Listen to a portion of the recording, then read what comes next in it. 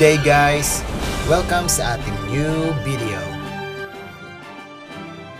Sa video na to, pupunta naman tayo sa Great Otway National Park, kung saan susulyapan naman natin ang natatago nitong yaman, ang Erskine Falls.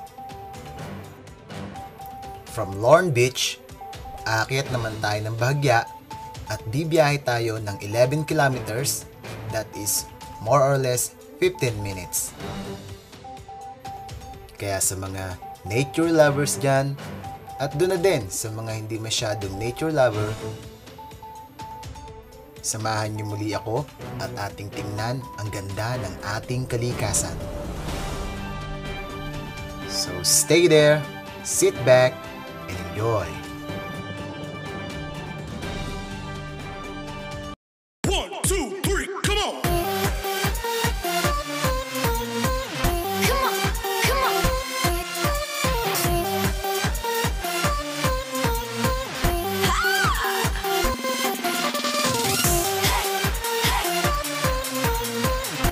Dito na tayo sa Erskine Falls sa Great Otway National Park.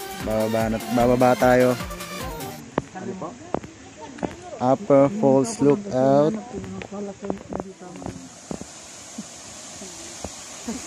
Nandito na tayo ngayon sa Upper Falls Lookout. Mula dito ay makikita natin ang kabuuan ng Erskine Falls.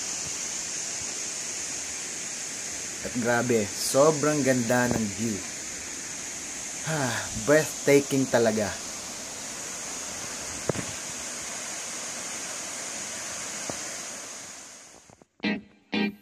Matapos natin siyang tingnan mula sa Upper Falls Lookout, ay bababa naman tayo para mas makita natin siya ng malapitan. Napakarami ng steps para makababa tayo sa mismong ilog. So you have to make sure na physically fit ka dahil siguradong hihingalin ka sa pagbaba. Sa wakas, nandito na tayo sa ilog.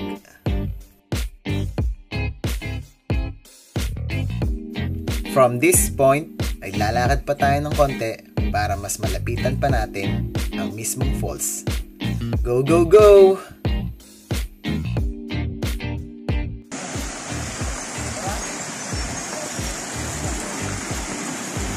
Ayun, ang falls.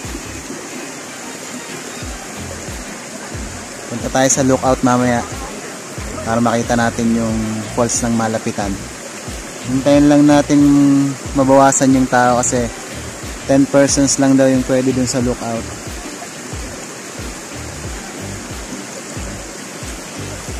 Baba na lang tayo dito. Ay, madulas po.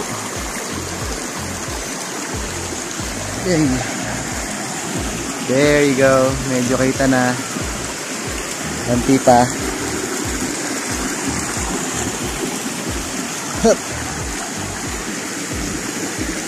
Nakakatungtong ba dyan, Bert? Oo. Pwedeng lumiban dyan, ano? Ayun yung falls. Lalapit pa tayo ng konti mamaya. Marami kasing nakapwesto dun sa lookout kaya hindi tayo pwedeng magsabay-sabay.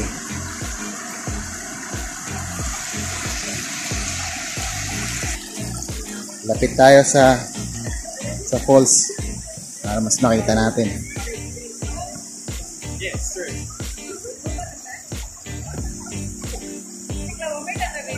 Linis. Kahit maraming pumupuntang tao, wala makikitang basura. Malinis.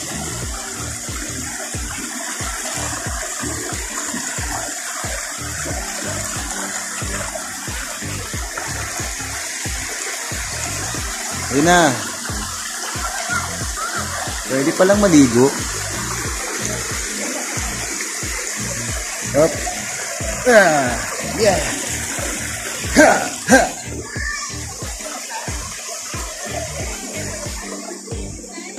Lapit pa. Yeah. Yeah.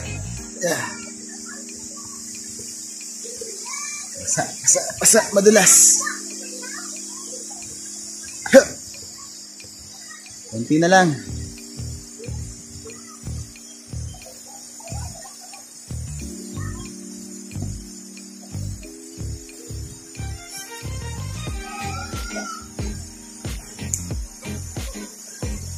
Yeah.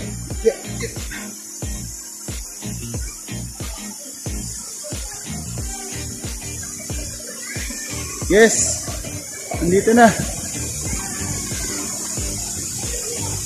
Para lang akong nasa Laguna, oh. Yan na. Woohoo!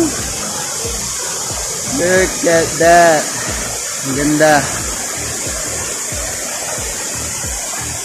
Para lang nasa Pagsanghan, sa Taytay, sa Laguna.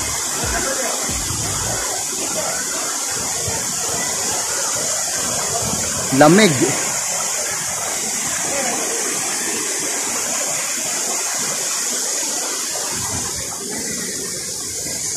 Ang laki nung pako. Wild fern. Binugulay daw to eh. Kaya lang hindi kinakain. Hindi pwedeng kainin. Yes.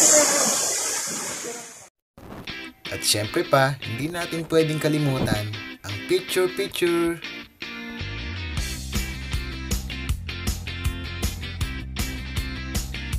Sobrang nakakabilib kung paano nila na-maintain ang lugar na ito sa kalinisan at sa kaayusan.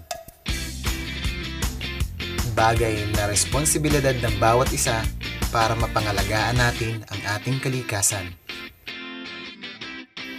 Isa lamang talaga ang susi para magawa natin ang mga bagay na ito, at yon ay ang disiplina.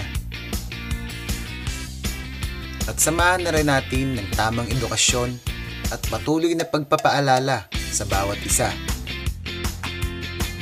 na napakahalaga ng ating likas na yaman para sa ating mga tao.